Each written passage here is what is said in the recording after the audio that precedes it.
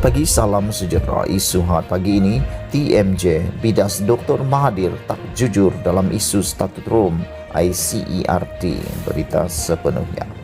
Bekas Perdana Menteri Dr. Mahathir Mohamad didakwa tidak jujur dalam isu statut Rom dan Konvensyen Antarabangsa mengenai penghapusan segala bentuk diskriminasi kaum ICERD, kata Tunku Mahkota Johor, Tunku Ismail Sultan Ibrahim.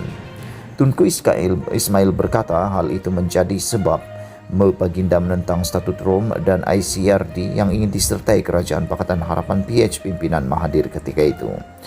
Saya dididik dari kecil lagi untuk sentiasa menghormati semua agama dan juga rakyat berbilang kaum. Saya dan keluarga saya juga telah banyak memberi sumbangan kepada rakyat pelbagai kaum dan agama, serta akan terus membantu kebajikan semua kaum. Tetapi saya juga adalah seorang bangsa Melayu dan tidak lupa akan tugas saya untuk mempertahankan agama Islam. Itulah sebab saya menentang statut Rom dan ICERD. Berkenan isu statut Rom dan ICERD ini, Tun Mahathir bukan sahaja tidak jujur kepada Majlis Raja-Raja, tetapi Tun juga tidak jujur sepenuhnya kepada rakyat Malaysia. Perkara yang dibuat secara tergesa-gesa pada ketika itu akan menggugat kesejahteraan rakyat dan menjejaskan hak keistimewaan orang Melayu, tulis Baginda dalam satu hantaran di Facebooknya.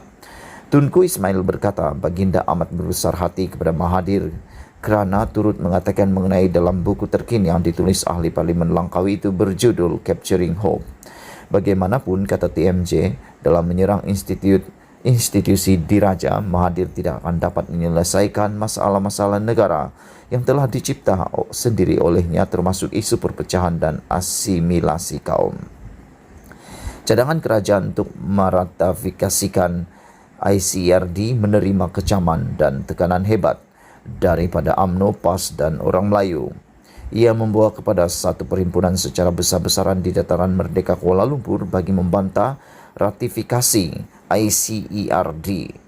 Isu statut Rom dan ICERD adalah satu daripada dua perjanjian yang menyebabkan PH dikritik.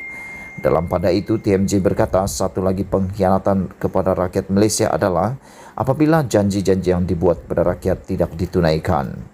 Apa-apapun, saya berdoa semoga Tun panjang umur, sentiasa menghormati semua kaum di Malaysia dan berpegang teguh kepada perlembagaan negara.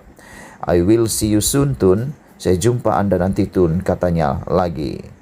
Pada 23 November 2018, Kerajaan PH mengambil keputusan untuk tidak meratifikasikan ICERD selepas beberapa minggu berlakunya demonstrasi.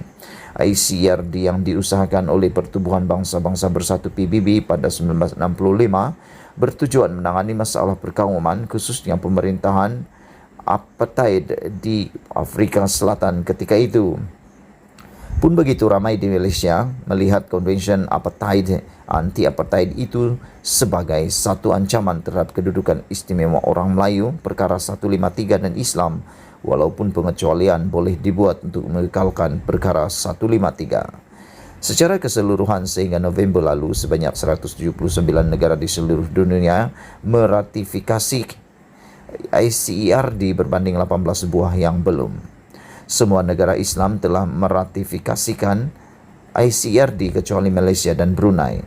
Dalam perkembangan berkaitan, pada 6 April 2019, Kabinet PH memutuskan Malaysia menarik diri daripada perjanjian statut Rom yang diambil bersempena persidangan diplomatik di Itali pada 1998. Statut Rom adalah satu triati perjanjian rasmi antara negara-negara dalam mengiktiraf Mahkamah Jenayah Antarabangsa ICC sebagai pelengkap kepada undang-undang setiada negara pihak state party untuk mendakwa individu yang melakukan jenayah antarabangsa.